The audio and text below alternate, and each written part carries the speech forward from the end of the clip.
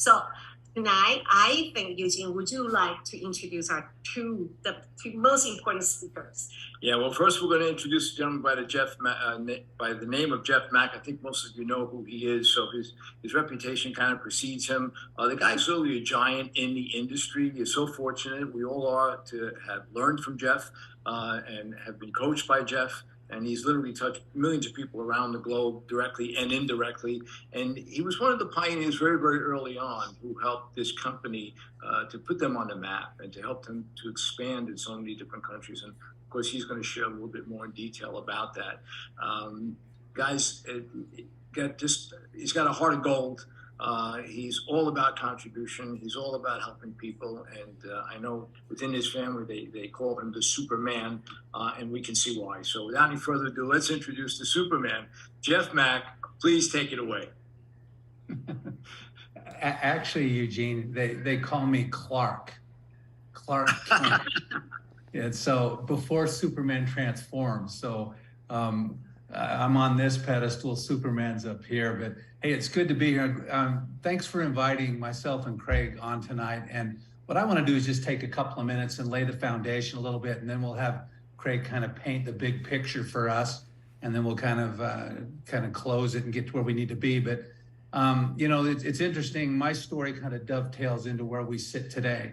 You know, I look at this situation, and I've been in the business for about 35 years now, all right? And I remember distinctly when I looked at the business back in the mid-'80s. Now, I know some of you are old enough to remember the 80s. Some of you guys are thinking, oh my gosh, you're that old? Yeah, I'm 65, all right?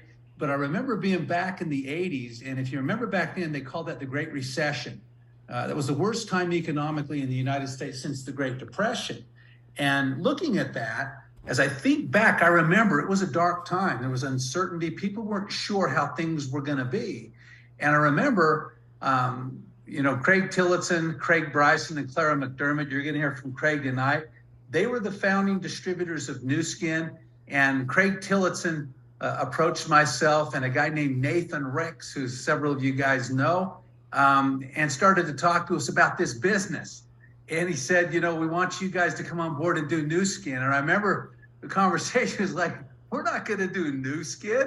Are you serious? That's kind of a girl's deal. You guys are doing facelifts on laying people down and painting their face. That's not what our deal is. You know, we're real estate guys. We don't do that. And Craig kind of cut us off at the pass. He says, you guys don't understand. These products are in demand. People enjoy them at the grassroots level. They can't do without them. And that just says that this thing's going to be big. Now's the time to grow it. And we need you guys as promoters to come on board. And so we did. I'm immediately thinking, man, how are we going to do this? You know, it's dark out there. And all of a sudden the light came on. When it's dark outside, sell light. When there's no vision, provide vision. And so our story was simple. It's like, guys, we know it's been rough out there. We know you're uncertain. But what if you joined us? And over the next 2 years, we grow this company from small to big. What could your life look like? And they came. And they came in droves. See, we cut the entrepreneurial heart out of the market because they were looking for what we were selling. They were looking for hope. They were looking for vision. They were looking for a future. And we offered that. And they came in droves. And then our product just filled the gap and elevated it. Okay. And we went from 40 million to 500 million in 20 months. Now, how does that happen? Vision. People could see that we were going into a growth phase. Well, fast forward a little bit as time has gone on, New Skin continued to go around the world. Now, myself personally, I just dialed in for 18 months, 2 years, didn't come up for air. I came up, I had people better than me in the business. As time went on, they went into other markets. And one story I'll share, because it has application here, is when Thailand was opening. I distinctly remember 9 months in advance, they leaked it. And they said, we're going into Thailand. I thought, Thailand? Well, I'm not Thai. I don't speak Thai. I've never met a Thai person in my life. But I read up on it. It's going to be a good market. And so I said, we're going to go after Thailand. So me and 4 of my friends, I said, let's go after Thailand. And people are saying, well, how are we going to go after Thailand? I'm like, I don't know. Find a Thai restaurant. Grab a Thai guy. Start asking around who's been there. Who's maybe gone on a mission there. Who speaks the language. And before you knew it, Word started to get around. It leapfrogged from Utah, where I lived, to LA. And lo and behold, we tapped in to people that had contacts in Thailand. And the story was very simple. It was simply this: we're going into Thailand. We've had success everywhere we've gone. We knocked it out of the park in Japan, and we think it's going to be a huge market. Whoever positions and takes advantage of the market is going to do very well. We don't know who it'll be. Maybe it's you. You should join us. See, what we were doing here, if you look at the Rogers adoption curve, okay, and really what happens here is anything is accepted into the marketplace. If it's an opportunity, if it's a technology, whatever it is, the leading edge, that 15% that are innovators and early adopters, they will move as opportunists before all the lights are green and all the questions are answered. The majority of the population fall into the next three categories: the early majority, late majority, and the laggards. And that's 85% of the population, okay? Well, we were looking for those that had vision. And so we threw it out there. And some people would say, I'll wait till the market's open. Fine. Well, I'll wait. I need to have product first. Fine. I'm going to wait and see how it goes first, and then I might join. Fine. We'll talk to you later. Those that took action, we moved with them. Fast forward 9 months. They opened the market, and I'm feeling like, okay, I think we got something, because we had people that had signed up. They became blue diamonds in the pre-market, okay, pre-market before it opened, right? And they had people around developing leaders. And I had to make an executive decision. I thought, you know, it looks pretty good. I rented the biggest hotel in Bangkok, Thailand, the Emerald Hotel, 2,500 seats in that ballroom. Okay, and that wasn't cheap. So I had to be kind of sure what was going on. So that's what we did. We did 2 sessions, morning and afternoon. The first session, 2,500 people showed up. Me and my 4 friends, 5 of us trained 2,500 people. The afternoon session, 2,500 more different people showed up. So in that first day, me and my 4 friends trained 5,000 people. By the end of the month, about 3 weeks, that 5,000 turned into 30,000 people. You know what happens when 30,000 people order product? It's like an explosion. Now, there were people that said, oh, you guys cheated. Oh, you guys had an advantage. You guys knew something we didn't. No, it was none of that. It was an orchestrated effort, and we realized that we were going to attract a certain group that would take action before the masses moved, all right? And that's what happened. Now, today, our Thai leaders are some of the strongest people in the entire company. Get anybody, and if you know them, you know that I'm telling you the truth. They are sharp, and they were born before the market even opened. So, what's the moral to that story? Move before the masses do. Well, as time has gone on, I guarantee you, there's no one on this call right now that could have predicted the last 3 years of what the world has gone through. I mean, if I came to Wen and Eugene 5 years ago and said, I'm going to write this horror story, and this horror story, they're going to release a virus into the environment. Some people are going to die, others are going to get sick. Governments are going to respond by shutting down, businesses. They're going to sequester people into their homes. They're going to lock everything down. I mean, and it's going to be horrible. And to make matters worse, as that period of time passes, there's going to be 2 or 3 years of darkness, of economic uncertainty around the world as people go into a time of economic crisis. Now, if that was the story I'd concocted in my brain, you would have thought I was sick. But guess what? That's exactly what's happened. And we're still in it. Now, it's interesting. We had some very creative women in our business that figured out social media. Okay, now think about this for a minute. In a time when everyone was going backwards and things were crumbling, these girls figured out how to market lower end products into the marketplace, and people would buy them on social media posts. They would drop ship right to their home. People would fall in love with the products and want to become part of the business, and we would upgrade them into leadership status. And we found some of the best leaders we could ever find in a time where no one could find anything. And you look at that and you say, oh my gosh, what happened there? Well, you know what? We proved that you can't beat us. We proved that we're an unconquerable business. We proved that we have a touchless business. We don't have to be in the same room, breathe the same air, or touch anybody. You can't beat us. Well, that put us in a position New Skin didn't rest. And about 3 years ago, I'm local in Utah, near the company, and I have good relationships with other leaders around the world. And I was going in trying to talk to the company on their behalf to see if we could get things done to kind of mesh together. And Craig Bryson, our founding distributor, is local too. He was doing the same thing. And I ran into Craig. I said, Craig, why don't we join forces and just go in there and work together and talk to these guys? And that's what happened. And in the course of these conversations, Craig sat down and he had this brainchild. It started to just flow out of him, where he talked about, what's going to happen with artificial intelligence and DNA, and how information will become the new currency, and e-commerce, and all of this stuff. As it started to roll out, he's connecting with Ryan Napierski, who's now our CEO, and they're tracking this whole thing. And Steve Hatchett, who's really changed things internally for this company on a corporate level, they bought his facilities and brought him in-house to make sure everything functioned right. People love Steve. Our distributors love Steve. He's become one of the strongest voices in the corporate high-rise, and he's jotting it down. He's thinking, and he's making, notes. And I remember thinking, man, this looks pretty good. And Craig and I leave the meeting. I said, what do you think? He says, I think they're listening. I'm like, okay. And we'd have other meetings. They're a little quieter. And I'm like, are you sure? He says, well, it's a public company. They're not going to tell us everything. Well, here a few months ago, you heard they announced a $500 million investment for technological upgrade and AI capability. They took us to the cloud, which is expensive and it's complicated. They did that.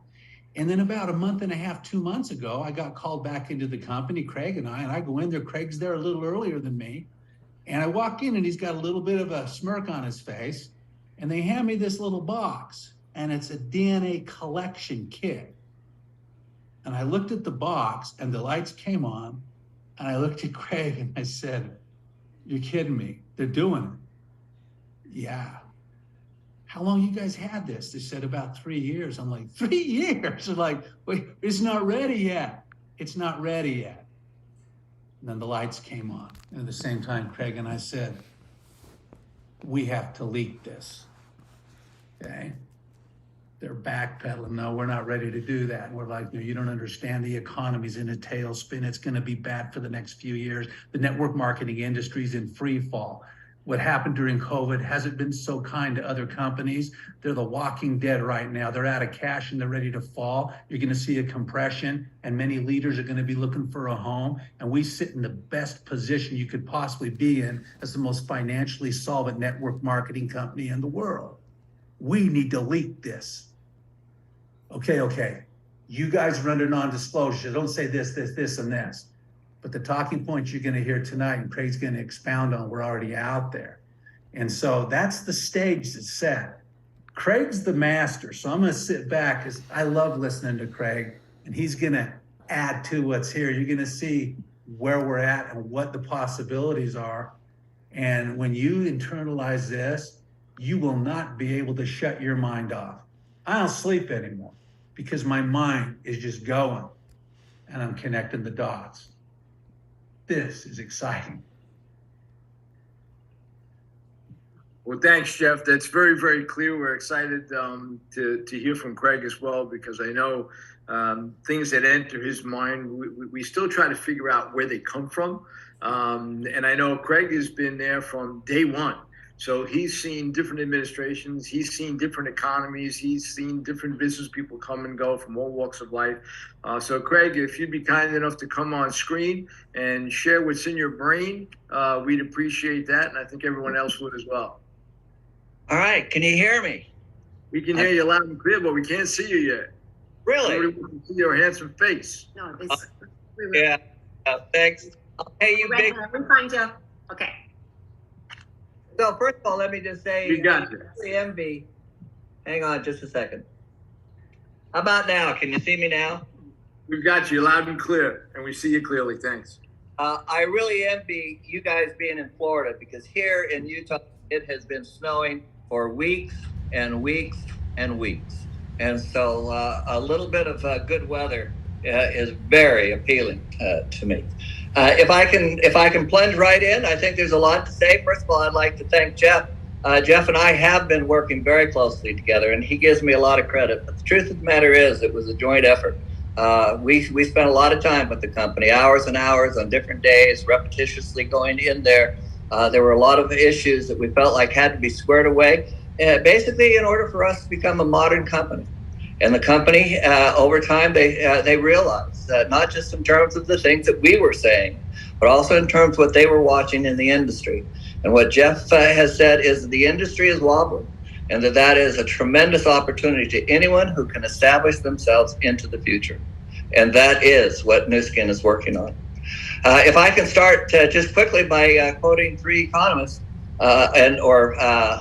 business gurus, so to speak, for one of them. One is a man by the name of Joseph Schumpeter. For those of you who follow economics, you know that he's famous for a quote that capitalism is creative destruction. And that quote has become just synonymous with what takes place within the capitalist structure, is that you destroy yesterday and your creation of tomorrow. And that we see that all around us. So we see the remnants of what is taking place that fulfills Schumpeter's description of capitalism, is that creative destruction takes place as the economy moves on. And companies are being destroyed because they did not keep up with what was taking place in the larger economy.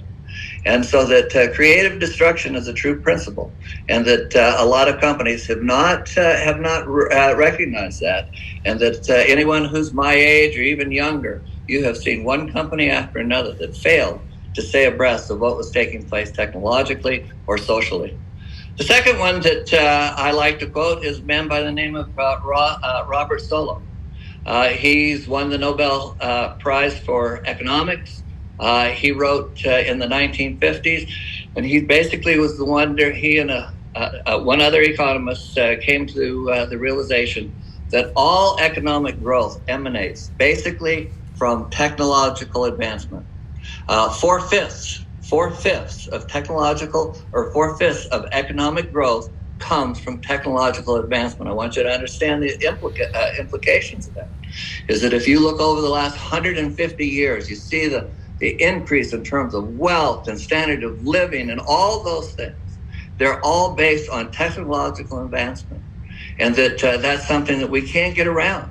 Advancing yourself through technology makes you more wealthy because it allows you to become more productive. It gives you more capital. It allows you to do things for less money. And as a consequence, those companies that embrace that become successful, and they position themselves for the next day because they've been successful today. And so that Solow was very wise in that observation. The other man that I've read virtually all his books is a man by the name of Peter Drucker. And he says true opportunity, real opportunity, comes from convergence. In other words, those technical advancements, not just standing alone, but converging with other social and economic elements, creating an opportunity that never existed before. And that convergence is what we're going to talk about right now. Nu Skin has been successful for a long time. They've been successful because they have been able to look at different markets. They've gone into those markets, and they've been very fortunate and very wise in terms of how they have rolled the business out over the course of the last 30 years. When they got started in the middle of 1980s, it was at the beginning of the aging of the baby boomers. The baby boomers represented 75 million people that suddenly were in the marketplace, and that we capitalized on that advent into the United States market. And as Jeff said, we grew the business over a relatively short period of time from about $50 million to $500 million. To understand the implications of that, you have to appreciate those are inflated dollars, or we're dealing with inflated dollars today. $500 million in 1990 is worth about $1 billion today. We also then capitalized on the globalization of trade. We went into Japan. Japan was mentioned, and we went into Japan in a very short period of time, 2 or 3 years. We penetrated that market to the tune of $600 million, which, if you use the inflation calculation, is the equivalent of about $1 billion today. Each of those, because markets were penetrated as circumstances allow, And Nu Skin became very successful as they rode the wave of globalization into 53 different countries. And so that they saw different things. We opened up Japan and created basically a brand new business because we did it, that business in real time. Before that, to do a business in a foreign country through a direct sales company was almost impossible. Nu Skin's technological commitment was to make that business work in real time, and we did. And so that each of these steps, we went into markets, and those markets became successful because we hit the marketplace at the right time.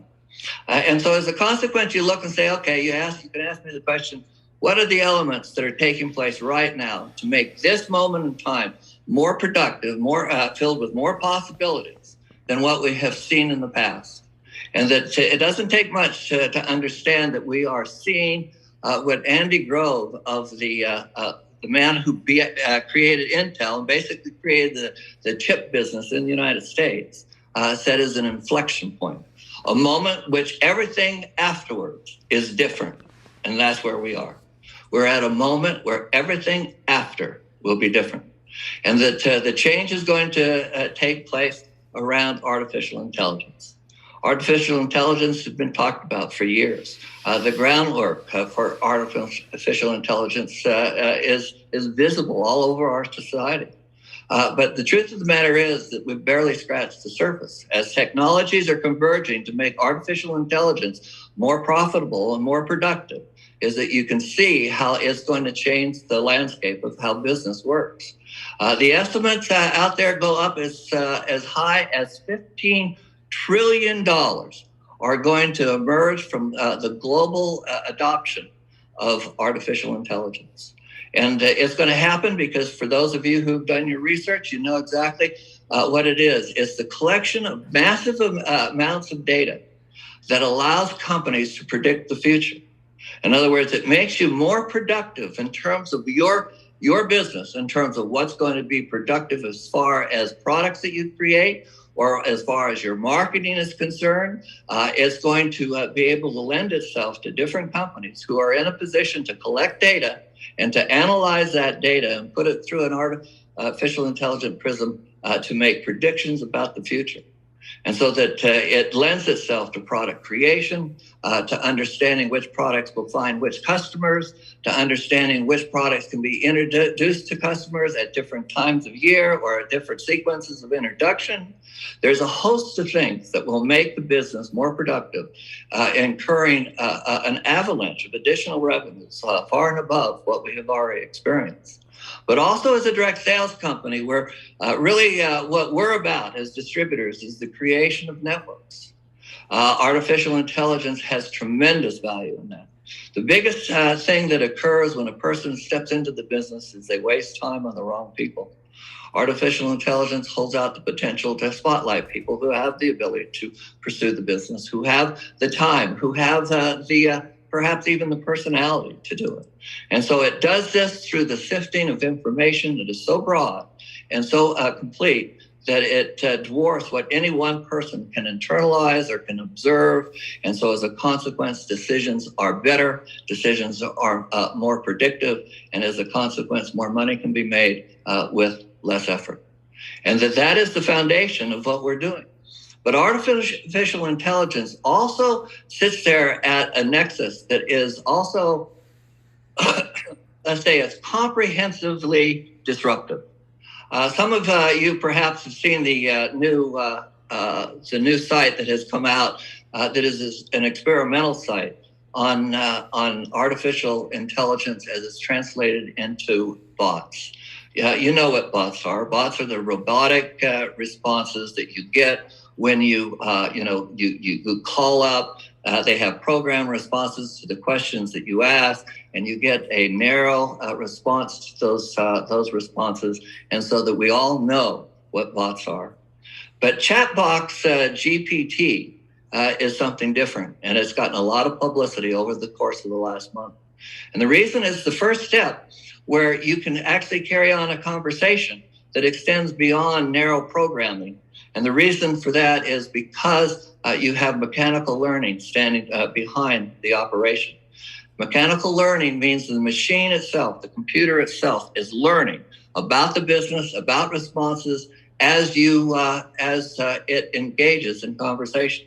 So it's not a stagnant programmed response. It is a growth program response that has the ability to change and to respond differently because of the information that it has collected through mechanical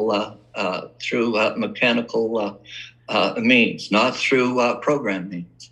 And so as a consequence, you look at this and you realize that this is different, is that AI allows us through the programming taking place independent of individual interaction, is that it allows for us to advance the abilities of the AI mechanism to understand what is taking place, and also to, as I said before, to give better predictions, better support, and allows us to make more money over a shorter period of time because we've increased our productivity.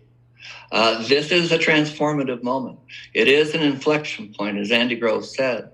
And that those people, as Jeff put forward, those people who look at the business and say, all right, how do I participate at the highest level?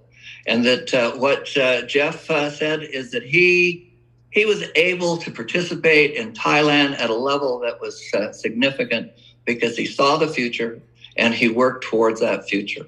I think Jeff and I ran into each other also in Japan as Japan opened up. And the people who made the largest incomes in Japan were those people who had organizations and had created networks prior to the opening of business in Japan. We've seen that in the United States, that we've made different types of introductions. Those people who worked prior to the opening are the ones who got the biggest return. Nu Skin has been working on this for a period of time. The DNA segment of it in terms of the collection of information is something the company has been looking at, as Jeff mentioned, for 3 years. And so as a consequence, you look at the collection of DNA and you say, where does that lead to? First of all, I want to say that we're not a DNA company. DNA, the collection of DNA, the taking of DNA samples, all of that is merely a segment of the collection of a broad-based sourcing of information, both public information as well as private and personal information to whatever the distributor, the customer wants to contribute. The implications of this is profound because more than one person has said that in the modern world, information has greater value than money. I read a story just the other day. It was about a gentleman who was selling crop insurance to farmers. And he decided that what he would do is he would create a presentation in terms of why these farmers should buy crop insurance. In other words, they buy insurance in case there's a drought or in case something happens to their crop. They don't have to carry the full weight of the market pressure. And so that he started to look at what was available. He started to look at satellite information that was available to farmers, and he began to collect all this information. He put it into one pool of information. And to his surprise, he came to realize that that pool of information was of greater value than the crop insurance that he was selling. And so that he began to sell because the farmer was interested in that information, were willing to pay for that information because it made him more effective. He eventually sold that business based on information to Monsanto for $2 billion. It's an illustration of the value of information. And so when I say that that we're an AI company, what I'm really saying is that we're an information company that is moving into a realm where information becomes a catalyst for sales, for support, and for a host of other predictive elements within the business. And so that it's going to create a far more productive environment. It also creates the possibility that we can separate activity. If distributors can be paid for information and the outcome of that information and the selling of products and the monetization of that information, and it goes to the company, and the company can use that information to monetize retailing, on the internet, across the internet, then we can segmentize the business. The distributors can pay attention to the creation of networks because that's where the larger incomes can be found. They can support those networks. They can support individuals. But the information that is gathered, that they gather, will then be fed into the company, and it will facilitate the selling of products that will be independent of their day-to-day activity. This has already begun to a certain extent. The company has created a site, an app site of that's called Vera. And they opened it up, and they have a collection point of information, and so that there is a survey that people take, and it's been curious to watch the numbers grow. That survey spawned 8% of the people who downloaded the app. 8% of those people who downloaded the app, they ordered. A month or so later, 35% of the people who downloaded the app and took the survey ordered. What we can see is the influx of information out of query has already started to help the company, in not in an AI situation, but a metric situation in terms of understanding what's taking place. The company with the LumiSpa.io, they are collecting information as we speak, and the company has found out that people use the LumiSpa differently than they had supposed. They use it at a different time than they had supposed. It means that they communicate with people at a different time when they're already engaged in the use of the product. It also will show the way the product that they use in conjunction with the LumiSpa. And so in terms of the collection information, this is not something that is just happening, that the company is announcing that they're going to start this process. It's something that is happening right now. They've been collecting information off the scanner now for 20 years, and so that they can use that information, and that the collection of all this information, whether it's private or public, it helps us to think through what the ultimate goal can be. In the world of production, people use digital twins. If you're making an airplane, the cost of creating a theoretical airplane digitally is a lot less than going through a production process where you create that airplane physically. And so a lot of people create a digital twin. And that digital twin helps them to avoid mistakes, helps them to understand what the problems will be in the future, because they have invested that digital twin in information about structure and strength of metals and all those different things that would go into the production of that airplane. We have the same thing taking place in professional sports. Because their athletes are so valuable, they create a digital twin of those athletes, their age, their background, their injuries, so that they can predict perhaps what kind of training program they should do to keep them from being injured, what type of nutrition perhaps is needed to help them to stay healthy. And so there's a host of things that can go into the creation of a digital twin in that setting that will save the investment of the teams.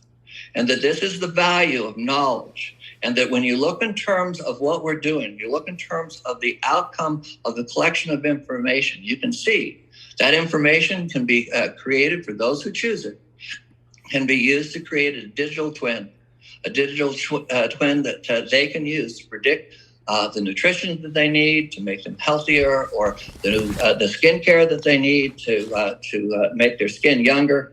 There's a host of things, a host of predictions that can come from the creation of the digital twin.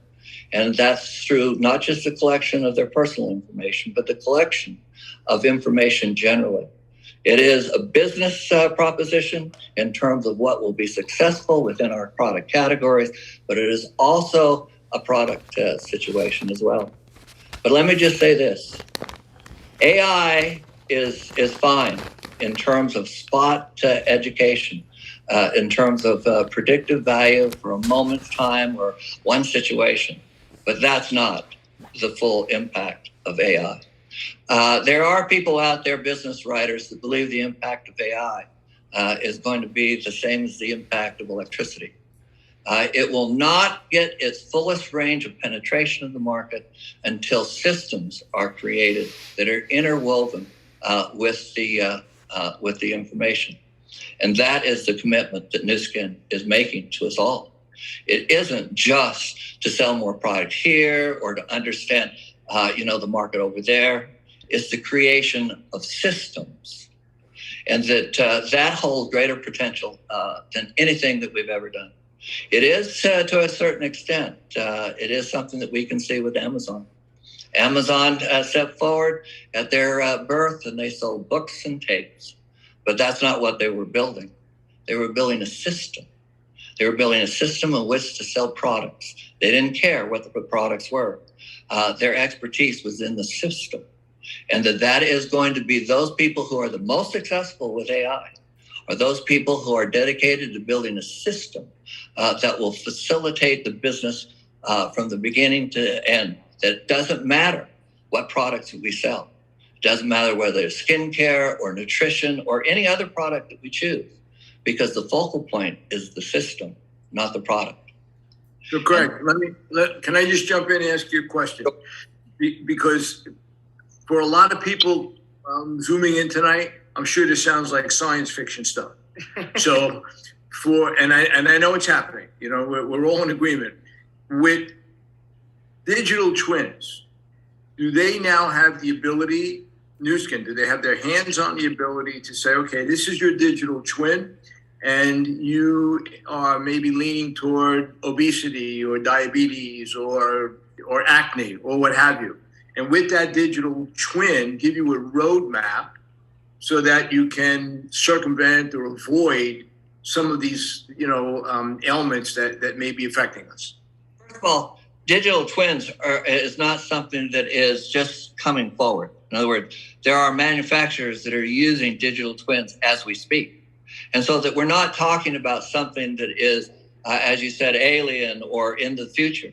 We're talking about something that is on the outer edge of what's taking place, but is definitely current in terms of people appreciating that this has a transformative value. What the company has done, and because I'm talking about it, and because we're under non-disclosure, I couldn't talk about this unless the company had already made a commitment to move down this road towards digital twins. And that if you think of digital twins, you have to appreciate that emanating out of that situation comes a whole list of brand new products that can be sold and that can be created. But it's not something that is futuristic. It is something that is on the cusp. There's only one thing worse than being in a market too late, is being in a market too early. And that we are not in the market too early, because digital twins are on the cusp of currency. And so that, and the company has made a commitment to go down this road to create an environment where we can create digital twins, and with it, everything that you mentioned. In other words, the predictions of what you might face in terms of injuries or a host of different things. The collection of DNA is not something that is futuristic, is something that is part of what we're doing because it's already out there. We're going to collect information far beyond DNA collection. There is going to be two sets of companies that really benefit from artificial intelligence. It's those people who collect information over a narrow band, and those who collect it broadly, who have massive amounts of information that show them something that never has been seen in the business picture that as they have looked at it. And that's what we want to be. In other words, the collection of information, we believe that we have a market advantage. As distributors focus on the collection of information, and the company is going to monetize that information in as many ways as they possibly can. We might start off with skincare and nutritional products, but there is no doubt we'll move on to other products as well. And that's what creates the larger income, because we are increasing what we sell. Nu Skin started off as a skincare company. They did $1 billion in skincare. When they added a new division of nutrition, they do $1 billion in nutrition. If we can expand through going into new markets, whether those markets are geographical, as Jeff talked about, or whether they're product markets. It is the creation of new markets that allows rapid growth. And that's what Jeff was describing, going into a brand new market that is unsaturated by participants. And that's what we're doing. We're going to create process change within the direct sales company that will expand the way we move products, the way we build products, and that in that process change, we're going to become something else, and we'll be, for at least a short period of time, a standalone opportunity doing business in a way that is different, because our processes are different. And that is not futuristic thinking. It is solid business thinking with a lot of background in terms of business history. So Craig, I'm just so excited based on what you just said. Okay, so the create process change in direct sales industry. Do you believe the New Skin is the first company that really leading that direction? We are in direct sales industry. I believe that there is no company that I know that's out there, no company of any size, certainly, that has taken a look at this and realized that the true goal of this isn't to use, metrics or the internet or even artificial intelligence.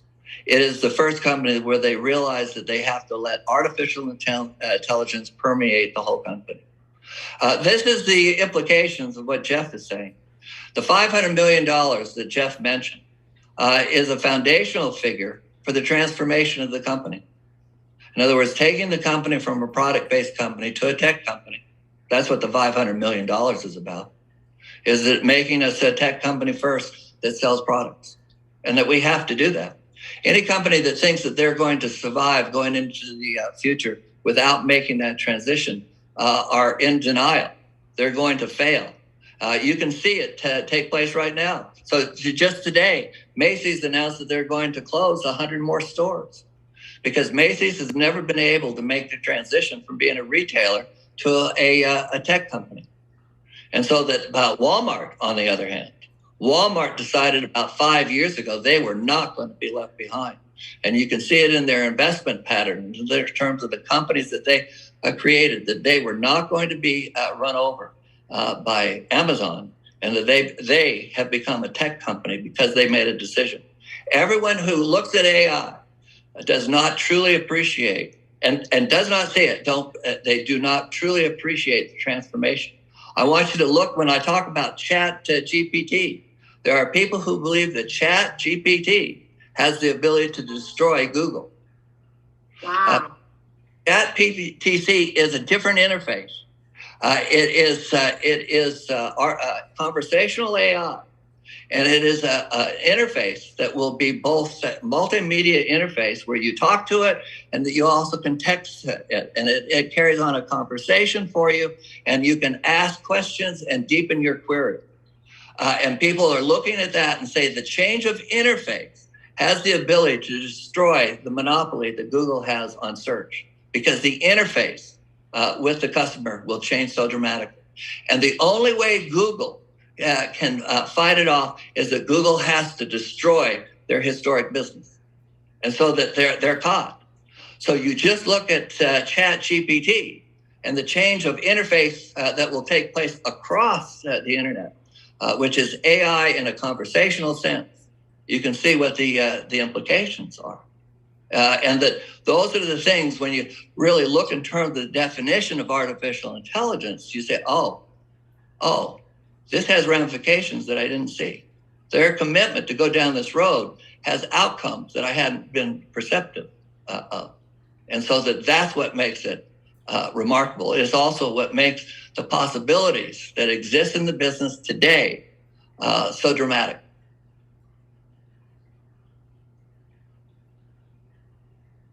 Questions? So many. Wow, that's amazing what you share about Chat GPT can literally destroy Google. Wow.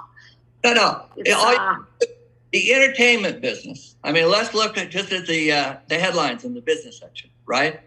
The entertainment business has lost $500 billion in market value because they haven't been able to make the transition into streaming. So the biggest studios, the biggest entertainment companies, they have lost cumulatively altogether $500 billion in revenue. If you look just recently, the Washington Post, and someone recorded it. They had a group meeting of everyone in the Washington Post and announced that they're going to lay off 500 people. Well, they're going to lay off 500 people because they lost 500,000 subscriptions. Because digital news has destroyed a whole industry, and it's taken 20 years. But even a company like the Washington Post, that was the apex of media going back 20 years ago, these reporters who are supposed to tell us the news. When you listen to their comments, you say to yourself, these people don't have a clue what's taking place. They don't have a clue that their business was being undercut by the digital revolution. Look at the New York Times. Nothing happened unless it was in the New York Times. The amount of people who look at the New York Times is nothing compared to middle-of-the-road internet aggregators. And so it all changes, and that you have to be on the right side of change. You look at Facebook. Facebook has lost $700 million in capital value. Everyone thinks that Facebook might be into the death spiral. The changes are there. They're right in front of us. And artificial intelligence, in terms of conversation, is part of that. A change of the interface, a change of how people integrate themselves into the web, a conversational change, a text change across media, across the media environment. And you can just see it. I mean, you can just see the implications of it because historically it's so transparent, and the company sees it, and they're going to commit a huge amount of money in its pursuit. And they see it. Our competitors, I can tell you, our competitors, by and large, from what I can see, they don't see it. And so we should have a moment in time. And those people who've lived through a moment in time that I'm describing, that Jeff is describing, they understand the meaning of what I'm implying. Well, I believe every word you're saying, Craig. I think you're right on target. And again, it's not only Macy's. Just the past few weeks, I happened to go to the mall, and I couldn't believe there's nobody working. You can't find a salesperson. Eventually, like Sears and Macy's and so many of these other huge companies that once were, you can see it all coming. So we're right on target. We just want to convey to each and every one who maybe don't understand this in totality to get back to the person, who invited you tonight, because again, it's uncharted waters for a lot of us. But that's where the excitement is. If you turn the clock back to the 40s, early 50s, when franchising first came into the marketplace, people were frightened. People were saying, you're nuts to spend $2,000 on a McDonald's, right? But where was the opportunity? When people were telling you were crazy, or now when it would cost you maybe $1 million in just about any major city? Okay, but now it's acceptable. What I didn't know, and I had heard from someone, that Congress actually came within 11 votes of banning franchising because they said, no, we can't do this. It's a pyramid scheme. And thank God for, I think it was 11 forward-thinking congressmen that said, wait a minute, let's give this a try. Maybe it'll put some people back to work. And look at what happened. Not only with McDonald's, who kind of fought that fight, but Starbucks and Burger King and Carvel, and the list goes on and on and on. So we're going to need some guidance from you. We're going to need some guidance from Jeff. I don't know if you guys have any closing comments as we kind of wind down. We've got a few minutes left, or if anybody else has some questions. But if you have some closing comments, fire away. Yes, especially with what you just hear between the digital revolution, how it changed the whole world. Now it's the AI. Well, we are right now at this moment is the AI revolution, and Nu Skin is already ahead of any head of the curve. Yeah. So how do we take advantage of that? What should we do now? To be on the right side of that change. One last point is for anyone who looks at it, you can see the footprints behind us. We can see IBM dominating mainframe, and then the personal computer comes in and displaces mainframe. Desktop goes in. We have a whole array of companies that do very well, and then there's an inflection point, and everything becomes mobile. In other words, we can see the footprint of the implications of technical change, and that mobile has dominated the landscape, and now AI is going to provide the same type of inflection point that we've seen in the transition from mainframe to desktop, from desktop to mobile, and now to AI. The company, as Jeff mentioned, the company went on the cloud several years ago. They went through a tremendous amount of effort because they know they needed to be connected to the cloud because of the volume of information that laid in their future. But it is something that I invite everyone to do your own research. Research artificial intelligence, research the economics associated with it, and that you can't come to any other conclusion. So, guys, let me just jump in here because I'm hearing Craig and he gets me excited because he's the visionary. And do you think he's well read? Yeah. And so I look at that and I say, what's happening here? As Craig describes this, you know what I hear? He's describing the equivalent of the Industrial Revolution because AI will change the whole world. Okay, it is going to happen. Some people are afraid of it. Fear won't stop it. It's going to do what it's going to do. And those companies that don't change are going to be eliminated. It's happening now. So where are we at? Nu Skin's made the investment. Where does that mean for us? We're in a pre-positioning window. This thing's going to go live in 12 to 18 months. Okay, so what does that mean?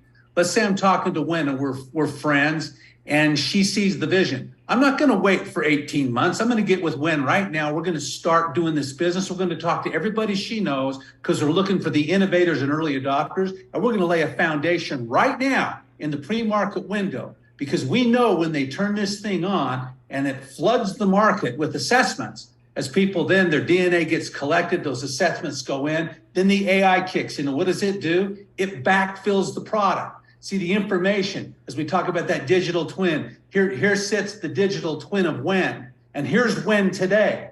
And this is where she wants to be. So how do we get her there? Well, we see the deficits that she has. We collected that DNA. We know her cognitive, faults. We know the spaces that are missing in her health profile. And so AI recommends products that will help to solidify that and elevate her to where she matches that digital twin. As we gather that information, what's the likelihood that Wen's going to go someplace else to buy those products? It's highly unlikely because we've got all of her information here. Now, what does that mean?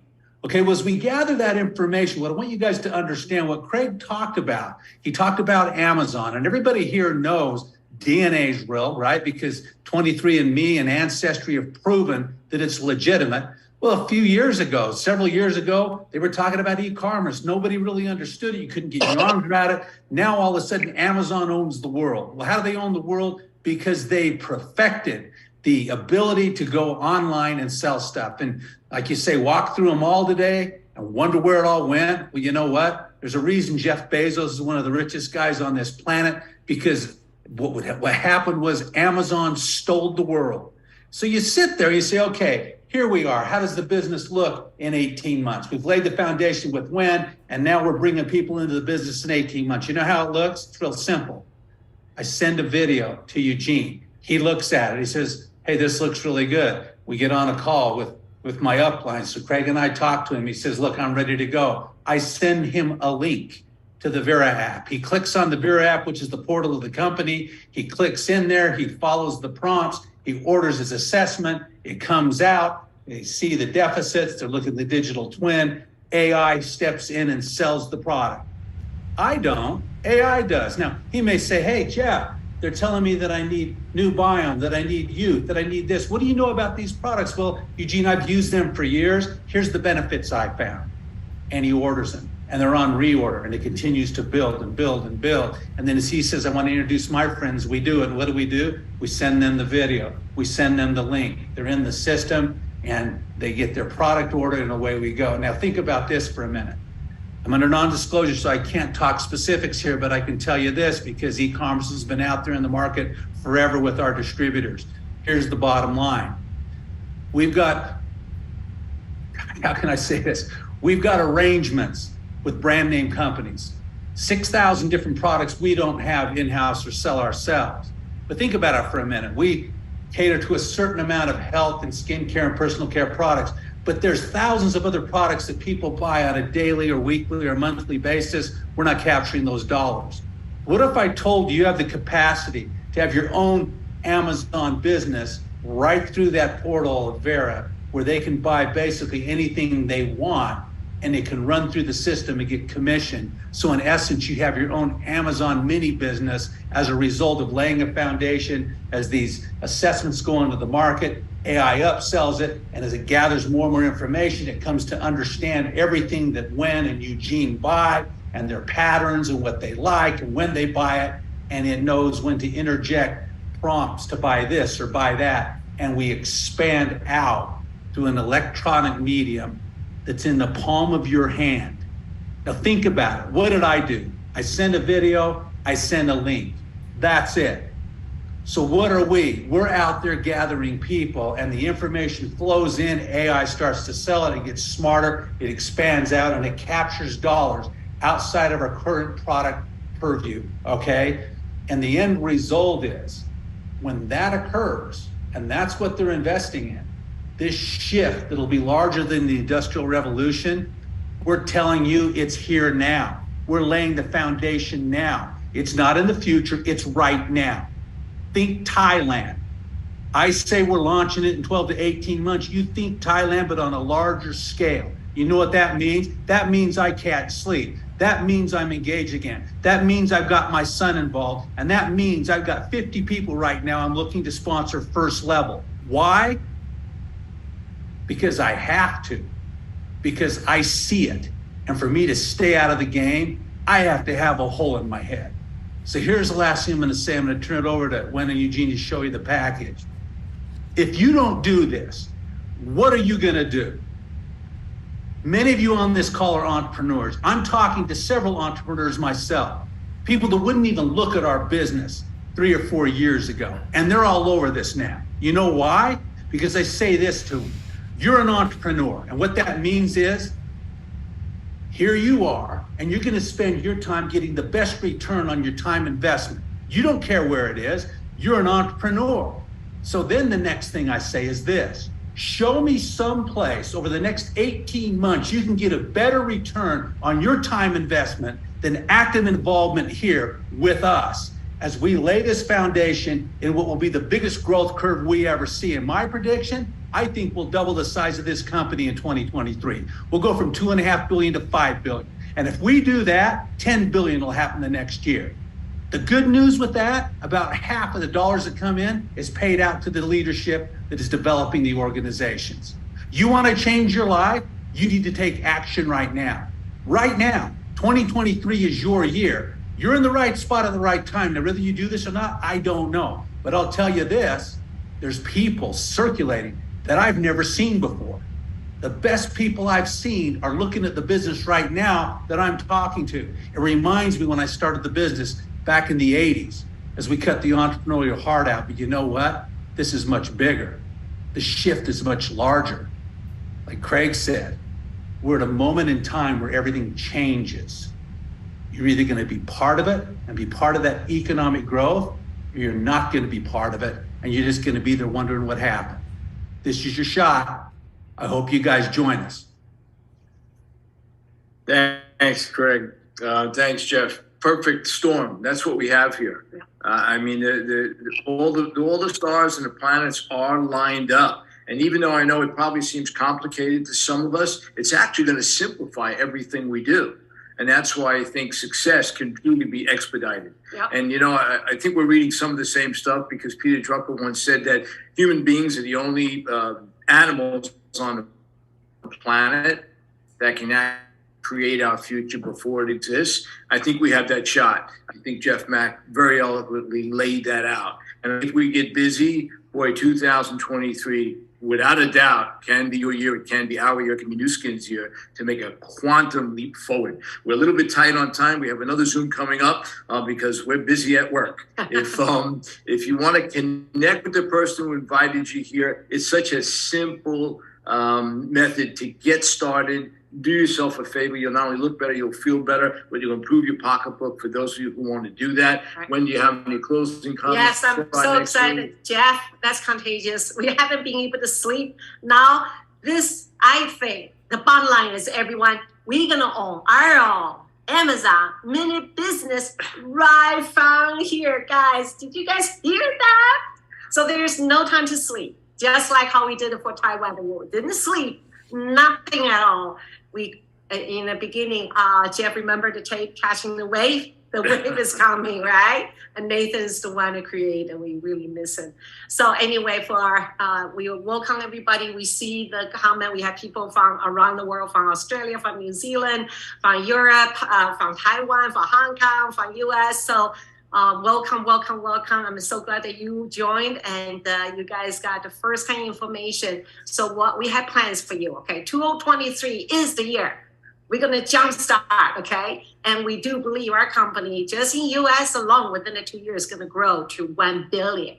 And we know that will definitely happen. So if you want to be part of it, then you got to take massive action with us. So the next action call is for those of you who are ready to shoot to the moon with us, then join us and mark your calendar for next Monday at 9 o'clock New York time at this platform.